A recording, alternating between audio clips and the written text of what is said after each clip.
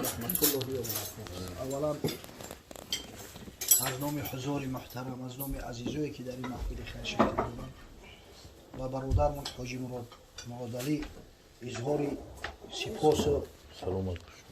اظهار مقصد که برادری میکنیم به خاطر آن که در شب قدر نان و طعام کرده است، برادرای مسلمان را دعوت کرده است. اصلا کاری هر بز نیست خیرمن کوفتن، گاوی نرم باید مرد کهن. آدمی هسته فرزندای خیچ نان دادن نمیتونه، چه جایی نان دادن مردم دیگر خداوند به هر کس نصیب آن میگردونش، خاصتا که با در شب قدر به هزار امید و آرزو. بعدا از نام جامعه، از نام نمازگزارای مسجد برادرمون دوملو را تبریک تهنیت میگم. خدا برکتش بده که خدمت کرد، هیچ جای شک نیست، مسجد آبادان کرد. اصلا همین مردای خدا لازم هستند که مسجد رو آباد کنند. حضرت علی وقتی که خلیفه مسلمان شد میگه در مسجد رو اومد، همه مردم در رمضان از پشت یک قوری صف بستگی نماز میخونند. یک ماه طولانی در مسجد و نماز تراویح و جماعت هم طبعه شوق رغبت کو که نور الله تعالی قبر عمر رضی الله تعالی عنه کما نور مساجدنا. خداوند منور بگردونه قبر حضرت عمر رضی الله تعالی عنه را همچنانه که مسجدای ما را منور کرد حضرت عمر.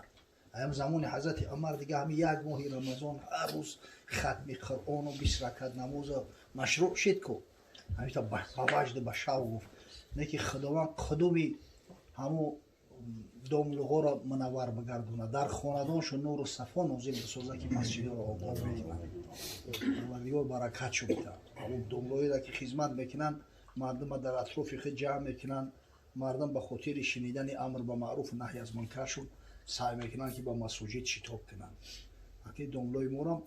از زمره همون کسایی هست که اینا را خادم مسجد گفته میشه به حرف کلام. پروردگار فردا روز قیامت همراه خادمای مساجد، همراه ابراهیم خلیل علیه السلام و همراه محمد مصطفی صلی الله علیه و سلم محشور شد. و پروردگار همون شیربچه‌ای را که در پهلوی دوملا ایستادن و خدمت کردن برای آبادانی مسجد، برای گذشتن همین محفل معرکه تراویح در مسجد کاری اندک نیست. از یک آدم اگر 1000 زور که باشه از عهده کار برآمدن نمیتونه. خداوند همون شیر بچه ها را برکت بده. ببینه پروردگار بزرگ هر جوان مردی را که در تاریخ انسانیت پیدا کرد در اطراف شما خیلی جوان مردو را جمع میکنه. ببینید در میان صحابه پیغمبر صلی الله علیه و سلم افضل بهترین شیر مردترین صحابه پیغمبرای خداوند نگاه کرد از میان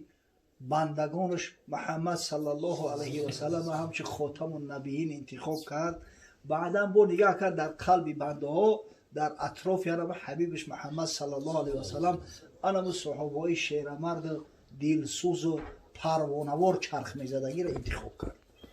به هر کس خدای تعالی صحابگی را نصیب روزی نگردوند است کو انم شیر مردایی که اطرافی مثلا خادمو را میگیرن خدمت میکنن انشالله یقین است که فردا روز قیامت همراه محبوبش و حشر بشوند. خیلی درجه و منزلت زیادی میبرند. رسول خدا صلی الله علیه و سلم بشارت داده است المرء مع من احب، هر شخصی همراه محبوبش حشر میشود. کسی را دوست داشتی فردا روز قیامت همراه او حشر میشه. و همین دوملوها را هم چون میدونن که کی خدمتگاره، کی خدمت میکنه، کی جوانمرده، با کی تکیه کردن میشه و کی خیانتکاره، کی میلغزه، کی دو پگونه های میفهمن. قدردانی و قدرشناسی را میکنن. خدا شاهده. اون حضرت علی در جای میرفتش میشت است یک مولا داشت،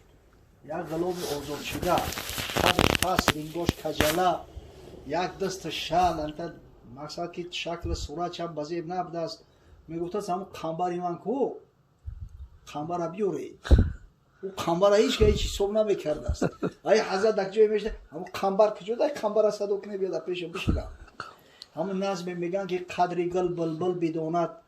قدری گوهر گوهری. یه ببینه انا بعد میگه که انا قدر قنبر و علی ایده آخرش ده قدر زرگر بداند قدر جوهر جوهری قدر گل بلبل بداند قدر قنبر و علی برای همون قنبر را شناختن علی شیدن در کار واقعا اصلا همین خیلی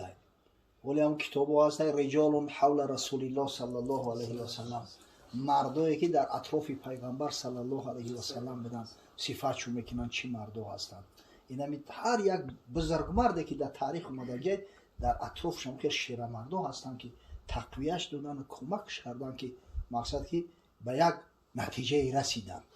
همین که الحمدلله مسجد شما آبادانه همین که الحمدلله ای شهر مردم نمازخوانی مسجد شما میوه ثمره انمی اتحاد و اتفاقتون های ثمره کاری داملا های همون شیر بچه ها و خادمایی که اطرافش گرفتن در این کاری خیلی کمکش کردن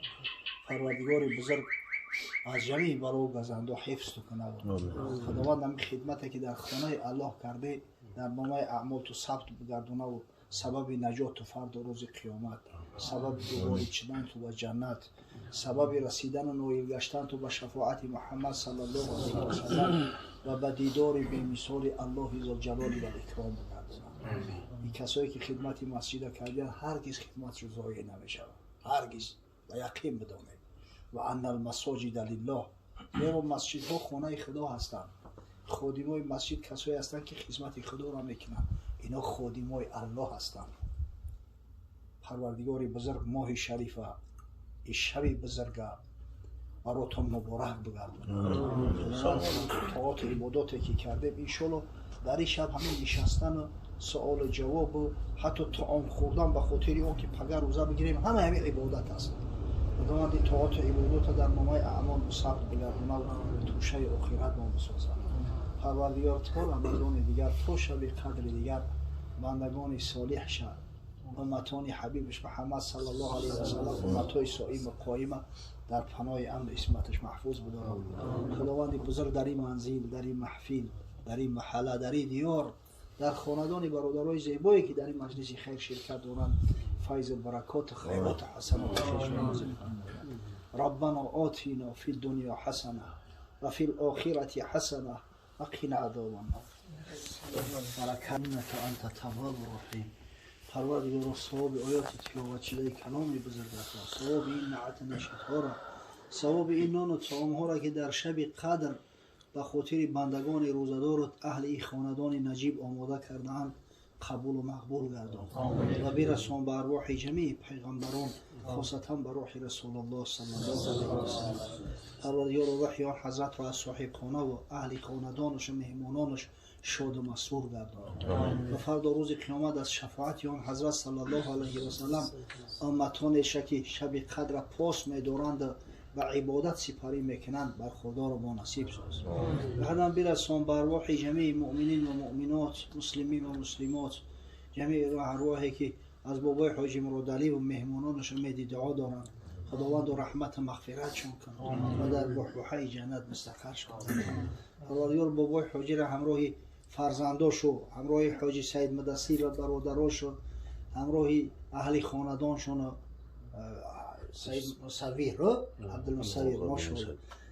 پروردگار از جمیع بلا و گزندان نگهبان باش جمیع مراد مقصوداشون حاصل بگردن خداوند اسماعیل جانم براش آزادی کامل نصیب بگردن از پدر و مادرش بگردن پروردگار در منزلش و فیض برکات خیرات پیش کنه خداوند این بنده ها به خاطر شکرگزاری نعمت های تو این شب پاس می‌دارند به خاطر وعده های تو که لیلة القدر خیر من الف شهر شب قدر بهتر است از 1000 ماه طاعت عبادت این شب پاس می‌دارند خداوند شب مون شب قدر شناسی و قدردانی بگردان تا فرد روز قیامت وقتی از نعمت‌ها پرسیده میشویم با سر بلند بگیم که پروردگار نمازهای فرضی تا در مساجد ادا میکردم ماه شریف رمضان پاس داشتم شب قدر به خاطر طاعت عبادت روز کردم تا اینکه از جانب تو پذیرفته شود و سبب نجات ما بشود خداوند عاقبت عمرمون به خیر انجام ده ربنا افتح بیننا و بین قومنا بالحق و انت خیر الفاتحین برحمتك سلامت باشید